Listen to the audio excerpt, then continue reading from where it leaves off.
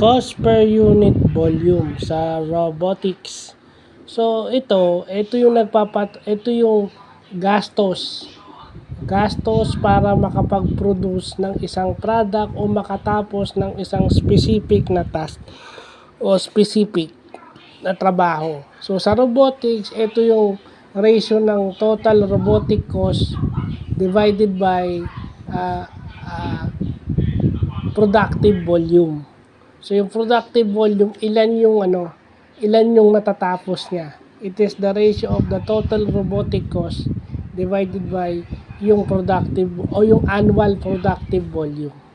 So yun. So again, bago ka mag-incur ng tinitingnan mo rin. Kasi tinitingnan mo kung lalaki ba yung negosyo model doon sa napoproduce na robotic system. Na siyempre, ang intelligence nun, AI. Kasi may mga trabaho na hindi naman talaga mapapalitan ng AI, na tao lang ang pwedeng gumawa. So, yun lang pa.